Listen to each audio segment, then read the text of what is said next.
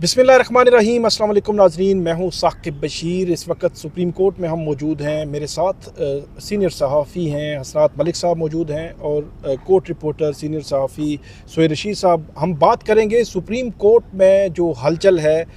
एक तो नज़रसानी की दरख्वास्तें दायर हुई, फिर इलेक्शन एक्ट जो बन चुका है सदर ने दस्तखत कर दिए हैं, उस पर वो मामला जो है वो PTI सुप्रीम कोर्ट लेकर आई है। इलेक्शन कमीशन एक तरफ 12 जुलाई का फ़ैसला इलेक्शन कमीशन को कहा गया था कि 15 रोज़ में उस पर अमल करना है, 6 अगस्त तक अमल करना था, नहीं किया। नज़रसानी भी आ गई इलेक्शन कमीशन की और एक वज़ाहती नोट भी कि वज़ाहत उन्होंने मांगी थी कि इलेक्शन सुप्रीम कोर्ट जो है, सुप्रीम कोर्ट के 8 जो जजेज़ हैं वो उस हवाले से बताएं कि जो 41 जो मेंबराने जो कौमी असम्बली हैं PTI के जो आज़ाद हैं, उनको उनके साथ जो है वो क्या जिन्होंने सर्टिफिकेट पहले नहीं जमा करवाए थे, उस हवाले से ये मामला जो है सुप्रीम कोर्ट आया था। तो अब इलेक्शन एक्ट भी बन चुका है, चैलेंज भी किया जा चुका है। सुप्रीम कोर्ट में क्या चल रहा है, सुप्रीम कोर्ट की अंदरूनी जो एक कशमकश है जजेस के दरमियान, उसकी गायब गाय खबरें भी आती रहती हैं। उसके हवाले से बात करेंगे हसनात मलिक साहब और सोहेल रशीद साहब। हसनात मलिक साहब, ये बताएं कि आज जो है वो 8 अगस्त है और एक तरफ PTI ने वो जो एक्ट है वो चैलेंज भी किया है। जजेस पहले ये करार दे चुके हैं कि नज़रसानी जो है वो तातीलात के बाद जो फिक्स होगी। आपको लगता है कि छुट्टियों के दौरान जो कमेटी है प्रैक्टिस एंड प्रोसीजर एक्ट की, उसके बैठने के इम्कानात या को बेंच बनने या उस हवाले से, क्योंकि ये भी एक तासुर बन रहा है कि शायद एक्ट बनने के बाद इलेक्शन कमीशन भी उस एक्ट पे कुछ एक्ट कर दे और चीज़ें जो है वो किसी और तरफ निकल जाएं। देखिए, इलेक्शन कमीशन एक्ट तो कर सकता है जो उसका कंडक्ट माजी का देखा है, लेकिन इलेक्शन कमीशन के सामने ये भी है कि सुप्रीम कोर्ट की जजमेंट है। एक जजमेंट हमने इंटरप्रिटेशन उसकी ठीक नहीं की, दूसरी जजमेंट भी हम करते हैं तो सबको पता है, बड़ा सिंपल है कि अगर सुप्रीम कोर्ट की जजमेंट किसी कानून की इंटरप्रिटेशन करती है तो उसको तो ज़ायल कर सकता है, एक सिंपल लेजिस्लेशन उससे उसकी इफ़ेक्ट को ज़ायल कर सकता है। लेकिन यहाँ आइन की इंटरप्रिटेशन है, ये जो फैसला आ रहा है इसको उस इलेक्शन एक्ट से कैसे आप कर सकते हैं? ठीक, ये मेरा नहीं ख्याल कि इलेक्शन एक्ट के तहत, और ये मामला फ़िलहाल स्टेटस को ही रहेगा, चांसेस नहीं है। ये अलग बात है कि इस मुल्क में कुछ भी हो सकता है, लेकिन ऐसे सूरत हाल है। जो असल चीज़ है वो ये है कि हुकूमत के पास नंबर नहीं पूरे। अगर ये मखसूस नशिस्तें मिल भी जाएँ तो सेनेट में नंबर पूरे नहीं। अच्छा, हाँ, नंबर नहीं पूरे, वो मसला ये वो तो कहते हैं कि आईनी तरमीम का ड्राफ्ट भी तैयार है, सब कुछ तैयार है, लेकिन सेनेट में नंबर गिन लेना सबके सामने। अच्छा, सेनेट में नहीं है। अब मौलाना फजल रहमान के लिए मसला है, मुबारक सानी के बाद कैंपेन के बाद उनके लिए मसला है, उनकी जो ऑडियंस है वो सारे तो ये मसला जो है ना, मौलाना के वोट बड़े इंपॉर्टेंट हैं, जो 5-6 वोट शार्ट हैं सेनेट में। कोशिश हो सकती है, कुछ वकील हैं सीनियर, वो कहते हैं जी जब सारे इदारे साथ हों तो नंबर पूरे भी हो सकते हैं। यहाँ नंबर ज़्यादा कम हो जाते हैं। चेयरमैन सेनेट का इलेक्शन आपके सामने है। यहाँ थोड़ा सा मसला ये है कि ओपनली पब्लिकली सब कुछ है, वोट सीक्रेट नहीं डालना, तो 63A भी अप्लाई हो सकता है। तो मेरा ख्याल है कि फ़िलहाल तो चीज़ रुक गई। दूसरी बात यह है कि हुकूमत में भी एक तबका है जो कहता है यार बहुत आगे भी नहीं जाना चाहिए। 4 फ्यूचर के चीफ जस्टिस हैं, सबको नाराज़ करके क्या करना है। काई साहब के लिए ठीक है, वो ठीक है, आइडियल है कि वो अगर रहें, निज़ाम की गारंटी है, लेकिन अगर ना रहें और हम पूरा जोर लगाए तो पनामा के बाद अगले 4 साल हमने भुगता है।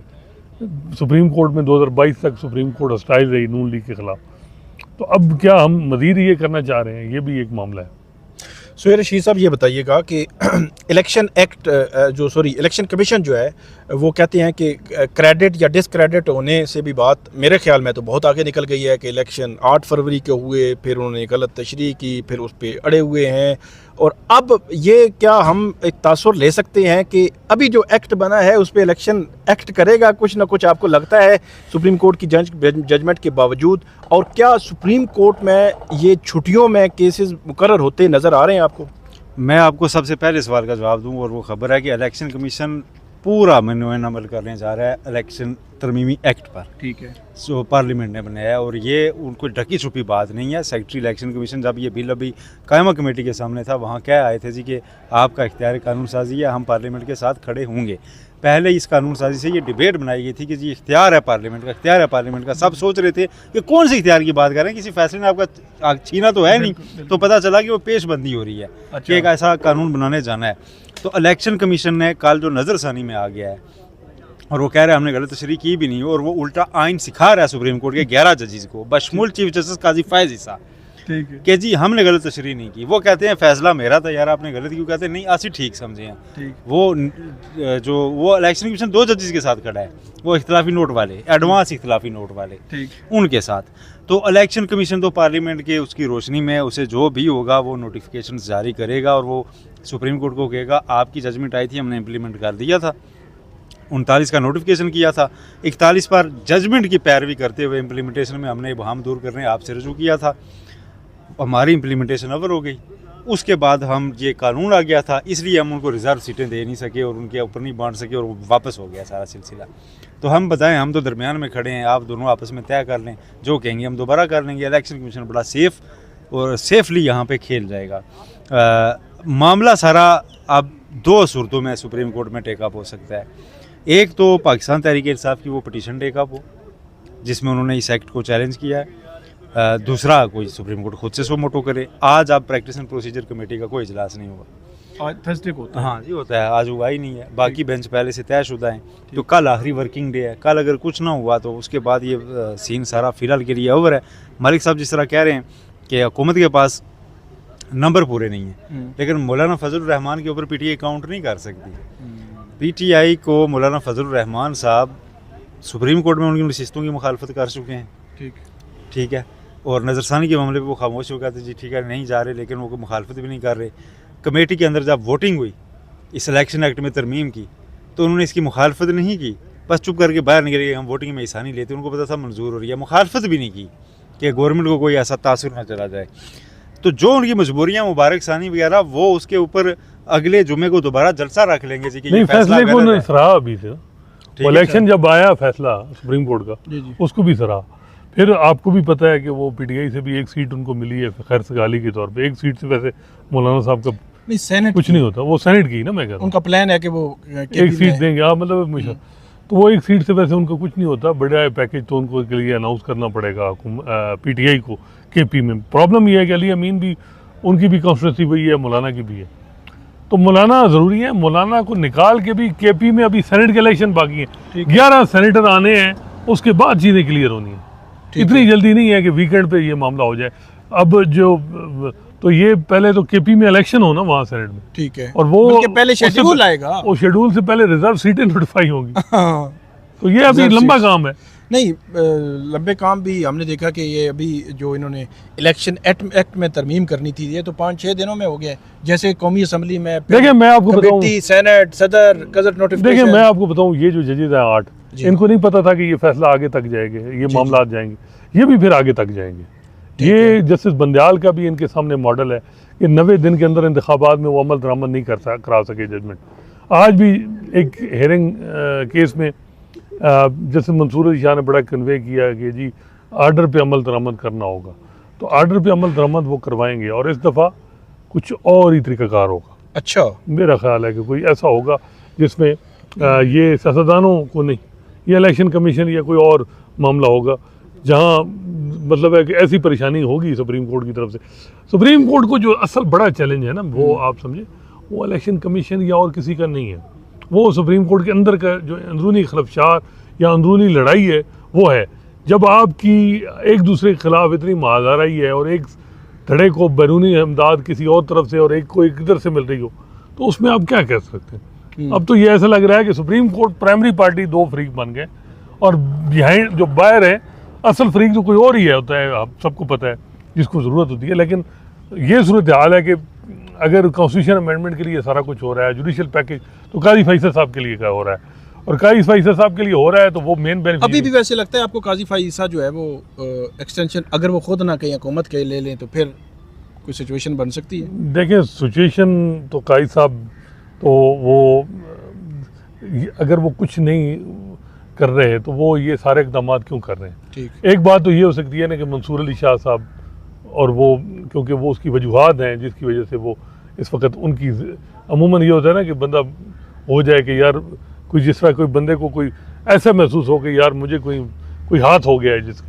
तो बंदा फिर उससे थोड़ा जिल्टेड होता है, ज़रा थोड़ा उसके बाद रिएक्ट करता है, तो ये भी हो सकता है। सर जी बात ये हो सकती है कि एक्सटेंशन नहीं लेनी ना, लेकिन जब वो कहें जी कि मैंने तो एक्सटेंशन नहीं ली, पूरे मुल्क के सरकारी मुलाजमीन की मुलाजमत बढ़ गई है और इकानमी का पैकेज है, तो मैंने तो एक्सटेंशन नहीं लिया, फिर सारों के सारे मुलाजमीन ने एक्सटेंशन ली है, तो फिर ये सूरत भी तो हो सकती है ना। फिर उस सूरत में क्या ये एक्सटेंशन से इनकार करने का मतलब ये है कि ये फिर अर्ली रिजाइन करके घर जाएंगे, वो तो नहीं होने वाला ना। ठीक है, फिर तो मुद्दत मुलाजमत पूरी करेंगे।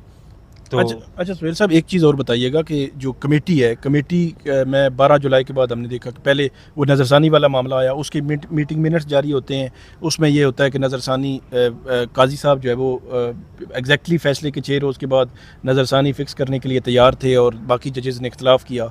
फिर अरशद शरीफ के वो केस था, उसको फ़िक्स करने की बारी आई, तो वहाँ पे भी मीटिंग मिनट्स पहले, फिर तरमीमी मीटिंग मिनट्स जारी हुए। तो क्या आपको लगता है कि अंदरूनी चपकलश आइंदा आहिस्ता आहिस्ता जो है वो पेपर पे भी आ रही है, रिकॉर्ड पे आ रही है बड़ी क्लैरिटी के साथ कि मीटिंग मिनट्स जो है वो चीफ जस्टिस ने जारी की और बाकी जजेस को पता नहीं था? ये असरात हैं वैसे मखसूस नशिस्तों के उस केस फैसले के, या कुछ ना कुछ तो है। देखें, चीफ साहब 2 बार प्रैक्टिस एंड प्रोसीजर कमेटी में अकलियत में जा चुके हैं। ठीक है, वो जस्टिस नदीम अख्तर जो उन्हें कह रहे थे प्रैक्टिस एंड प्रोसीजर केस में कि मास्टर ऑफ रोस्टर रहे आप, अब वो बड़े फ़ख्र से उनके सामने बैठ के दूसरे जज के साथ एग्री करके तो उनको जनाब उनकी राय को वो अकलियत में छोड़ रहे हैं और फैसले कर रहे हैं।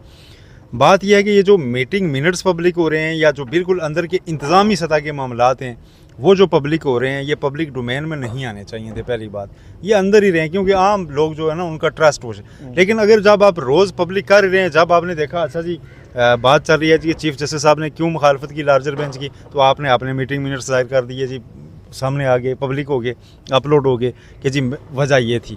दूसरे 2 जजेस को लगा जी नहीं इसमें हमारा मौक़िफ़ ठीक नहीं गया, उन्होंने उसमें तरमीम कर दी। तो मैंने आज एक और व्लॉग में ये मशवरा दिया है कि अगर इतना ही ज़रूरी है, आप चाहते हैं ट्रू पिक्चर रिफ्लेक्ट हो, तो प्रैक्टिस एंड प्रोसीजर की जो कमेटी है ना इसकी भी कवरेज लाइव कर दें। रोला मुके जी, ट्रू पिक्चर सारों के सामने आए। अच्छा, जब आपने सारे इंतज़ामी मामलात पब्लिक डोमेन में देने ही देने हैं कि अंदर क्या चल रहा है, तो फिर दें, खुली तरह से पता चले जी कि क्या हो रहा है। वोटिंग हो रही है जी, केड़ा केस कब लगेगा, लोग लाइव देख रहे हों, मुल्क में वैसे ही इंटरटेनमेंट का काल पड़ा हुआ है, तो यही सही फिर अब सुप्रीम कोर्ट ही सही। मलिक साहब ये बताइएगा कि एक तो कमेटी के मामलात में कि ये जो आ रहा है इशू मीटिंग मिनट्स वाला जो है अरशद शरीफ के केस में, और साथ ही ये बताएं कि क्या जस्टिस मंसूर अली शाह उनका बतौर चीफ जस्टिस नोटिफिकेशन होने के कोई इम्कानात हैं या वो मामला आखिरी दम तक जाएगा? देखें, अगर मामला चीफ जस्टिस काजी फैसला और जस्टिस मंसूर अली शाह में ठीक हो जाते हैं और मामलात अदलिया के अंदर ठीक हो जाते हैं तो फिर तो कुछ भी नहीं हो सकता है। लेकिन मेरा ख्याल है अगस्त में पॉसिबिलिटीज़ के कम चांसेस हैं। वहाँ ये भी बात हो रही है कि काजी साहब पे पहले कुछ नाराज़गी थी कि भाई डिलीवरी नहीं हुई काजी साहब से, लेकिन ये भी हुआ कि वो खड़े रहे और उन PTI को या जो ऑब्जेक्टिव थे रियासत के उसमें कोई हडल नहीं बने काजी साहब। तो कम से कम सिस्टम की कंटिन्यूटी के लिए काजी साहब का होना ज़रूरी है, ये बड़ा मसला है। वो जो मीटिंग मिनट्स हैं उसके वाले से थोड़ा सा देखिए, मिनट्स का तो बड़ा वाज़ेह है कि मिनट्स जो हैं वो अनसाइन मिनट्स बग़ैर अप्रूवल के अपलोड कराए गए, और उसके बाद जब वो 2 जजेस ने कहा कि जी ये ऐड करें, वहाँ भी रिलेक्टेंस दिखाई गई है, जो उसके बाद फिर जो है वो 2 जजेस ने कहा होगा, ज़ाहिर बात है वो मेजॉरिटी में थे, उसके बाद जब मिनट्स जो है वो अपलोड कराए गए। तो ये अब देखें, लड़ाई तो सुप्रीम कोर्ट के अंदर चल रही है ना, जब तक है। देखें, नोटिफिकेशन अगर काजी साहब का होता है, 3 साल उनको मिलते हैं और इस हालात में बनते हैं, तो क्या सुप्रीम कोर्ट मजबूत होगी? ये असल कमज़ोर होगी। मंसूर अली शाह साहब का नोटिफिकेशन भी अगर जुडिशरी के अंदर यूनिटी बन के एक होता है ना कि काजी साहब भी उस पर हैं कि ठीक है यार मैंने तो वैसे भी एक्सटेंशन नहीं लेनी थी और ठीक है, तो फिर तो सिस्टम मजबूत, यानी जुडिशरी इंस्टीट्यूशन मजबूत होगा। ऐसे ही काजी साहब को नाराज़ करके तो फिर तो ये है कि हुकूमत नाराज़ भी नहीं कर सकती। अभी काजी साहब के 2 महीने रहते हैं, तो ये बड़े मसाइल हैं नहीं, ना। आपको सुहेल साहब लगता है कि समर वेकेशन जब ख़त्म होंगी, मेरा ख्याल है उसके बाद ही कुछ होगा। ठीक है, आपको लगता है सुहेल साहब के काजी साहब की नाराज़गी क्या बनती है कि जिनका खुद का नोटिफिकेशन जो है वो 87 डेज़ मतलब 3 माह पहले जिस वक्त चीफ जस्टिस उमर अता बंदयाल थे उनका नोटिफिकेशन हुआ, और अब अगर जस्टिस मंसूर अली शाह साहब का नोटिफिकेशन हो जाए, जो माजी में जब रेफरेंस था उनके ख़िलाफ़ तो वो उनके साथ खड़े हुए और खुल के खड़े हुए, तो क्या वो नाराज़ होंगे कि ऐसी कोई नोटिफिकेशन होगा हुकूमत से या कोई ऐसी सिचुएशन? आपको क्या लग रहा है? वैसे बज़ाहिर तो यही लग रहा है कि कोई नाराज़गी ही बने। नहीं, वैसे नाराज़ होकर क्या करेंगे? नोटिफिकेशन अगर हो जाता है तो उसके बाद क्या नाराज़गी? मतलब दिल में शायद खफा रहे हैं कि जी नहीं, मेरे लिए शायद कोई राह निकालनी चाहिए थी, लेकिन बज़ाहिर उनका मौक़िफ़ यही है कि वो एक्सटेंशन लेना ही नहीं चाहते, वो नहीं रुकना चाहते, वो जाना चाहते हैं। ठीक है, और उन्होंने मलिक साहब ने खबर दी थी पहले कि उन्होंने तो गवर्नमेंट को भी कन्वे किया हुआ है कि इस तरह की खबरें चल रही हैं तो मेरे लिए आप इस तरह की कोई चीज़ ना कीजिएगा। लेकिन चूँकि एक्सटेंशन के नाम पे एक्सटेंशन नहीं दी जा रही ना, पूरे मुल्क के तमाम जजेस, तमाम सरकारी अफसरान, उन सारों के लिए एक पैकेज जब आ रहा है तो उसमें फिर ये इनकार भी नहीं कर सकेंगे ना। और फिर नोटिफिकेशन आ जाने से भी ये नहीं होगा, नोटिफिकेशन को विद सब्जेक्ट टू वही होता है ना, उसके बाद अगर तरमीम आ जाती है तो फिर क्या होगा? ठीक है, नोटिफिकेशन, लेकिन ख़बर दुरुस्त है मलिक साहब की कि अभी फौरी तौर पर आने का इम्कान बहरहाल नहीं है, और मुझे तो लगता है कि अक्टूबर के पहले हफ्ते तक ही जाकर वो नोटिफिकेशन होगा। अगर तब तक फिर हुकूमत, लेकिन उससे पहले फिर हुकूमत अमलन सरेंडर कर चुकी होगी। क्या अब हम इसी तरफ बढ़ रहे हैं? एक और बात की थी जी कि अमल दरामद, जैसे मंसूर अली शाह साहब ने कहा, कैसे वो और तरह से अमल दरामद करवाएंगे? एक दफ़ा वो पहले बेबसी के आलम में एक नोट में कह चुके हुए हैं कि शायद अदलिया को अब अपनी फ़ोर्स बनानी चाहिए एक, जो अमल दरामद कराया करे। तो वो एक पहले इलेक्शन के दिनों में जब जिन दिनों बड़ी अदलिया कोई भी अहकामात नहीं हो रहे थे, हाई कोर्ट के बाहर से लोगों को उठा लिया जाता था एक केस में निकलते थे, इस तरह का केस आया था, तो उसमें उन्होंने 90 दिन वाले इंतखाबात वाला मामला भी सारा, कि शायद अब लगता है कि ऐसा ही है कि अदालतों को जनाब अपनी फोर्स रखनी पड़ेगी। तो अपनी फोर्स ही रखें, फिर तो इम्प्लीमेंटेशन कराएं। गवर्नमेंट ने अगर तय कर लिया कि नहीं करना तो फिर उसके बाद क्या करेंगे? मलिक साहब, आखिरी जो सवाल है कि एक तो 6 जून को ये नैब तरमीम के केस का फ़ैसला महफूज हुआ था, वो अभी तक नहीं आया। उसका 190 million pound case Imran Khan का चल रहा है, उस पर बड़े उसके पॉजिटिव नेगेटिव असरात हैं उस फैसले के। दूसरा, जो ट्रिब्यूनल्स थे पंजाब के, वहाँ सुप्रीम कोर्ट ने स्टे दिया हुआ है, और वहाँ ट्रिब्यूनल्स एक्ट में लिखा हुआ है, वैसे तो उनको बड़ा एक्ट याद होता है कानून, कि 180 दिन में ट्रिब्यूनल्स ने डिसाइड करना है। तो वो मामला 1 माह हो गया है, वो स्टे भी है, सारा कुछ क्या हो रहा है? मतलब इन केसेस के फैसले कब तक आ जाएंगे या क्या होगा? देखिए, वो समर वेकेशन है, समर वेकेशन में बड़ा मुश्किल है कि वो बेंच है ही नहीं, जजेस अवेलेबल नहीं है, वो बिल्कुल जस्टिफाई है। और दूसरा, मेरी को PTI के लोगों से भी बात हुई, वकीलों से, वो भी कोई इंटरेस्टेड नहीं है कि जस्टिस काजी फैसला जल्दी डिसाइड करें। वो कहते हैं जितना डिले हो ज़्यादा बेहतर है वो मामला। तो वो उसमें जल्दी दोनों तरफ नहीं है। सारे आस लगा के बैठे हैं अक्टूबर का, या अक्टूबर में तब्दीली आएगी तो क्या होगा। हुकूमत को कुछ एप्रीहेंशन है, PTI को उम्मीदें हैं। तो ये एक मामला है जो नेगेटिव भी जा रहा है काजी साहब के लिए, नहीं जैसे मंसूर अली शाह के लिए। ठीक है, तो दोनों तरफ से आर्गूमेंट दिए जा रहे हैं। तो अब देखते हैं कि क्या असल जो रेलेवेंट क्वार्टर्स हैं, जो मैटर करते हैं ऐसे मामलात में, हमारे मुल्क में बड़े फैसले तो वही करते हैं, वहाँ से होते हैं, वहाँ क्या सोच है, ये असल इम्पोर्टेंट है कि वहाँ क्या चल रहा है। 2 केसेस हैं सुहेल रशीद साहब इमरान खान के, एक साइफर का और एक टेरियन वाइट, वो आए हुए हैं अपील में। तो आपको वो भी लगता है कि वो छूट तातीलात के बाद ही फिक्स होंगे, क्योंकि उनका भी बड़ा असरात होने हैं? और दूसरा, चीफ जस्टिस काजी फायज ईसा क्या आने वाले PTI इमरान खान के बेंचेस में बैठेंगे? देखिए, अभी तक उन पर कोई पाबंदी तो नहीं है ना। PTI ने एतराज़ किया, PTI ने एतराज़ किया, और उसके ऊपर कमेटी 2 तरह से रिएक्ट कर सकती है। एक तो ये जी कि बाहर से आप कैसे डिक्टेट कर रहे हैं कमेटी को, वो उनको बिठा भी सकते हैं। और दूसरा, बेंच की तश्कील तो फिर अक्सरियत से होनी है, तो उसमें चीफ जस्टिस साहब को कई बेंच ऐसे भी बन सकते हैं कि सरबराही इनके पास हो, नीचे जस्टिस मुनीब अख्तर हो, जस्टिस मंसूर अली शाह हो, जस्टिस आयशा मलिक हो, जस्टिस अतर मुनीला हो, तो उस तरह के बेंच भी बन सकते हैं।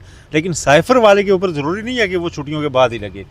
एक्स प्राइम मिनिस्टर का केस है और उसमें अपील ही है ना, सादा अपील सुननी है, कोई आईनी तशरीह उसमें मेरा नहीं ख्याल कि इन्वॉल्व होने वाली है, किसी भी किस्म की नहीं है वो टॉपिक, तो वो लग सकती है। अब एडहॉक जजेस भी बैठे हुए हैं, वो भी केसेस सुन रहे हैं, उनको स्पेशल क्रिमिनल केसेस सुनने के लिए लाया गया है।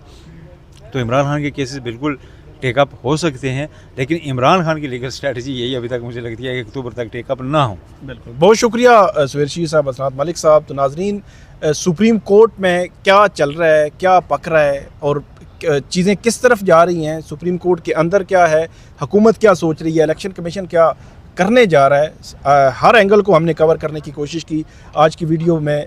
उम्मीद है आपको पसंद आएगी। इस पे आप हमें फ़ीडबैक दीजिएगा। अल्लाह हाफिज़।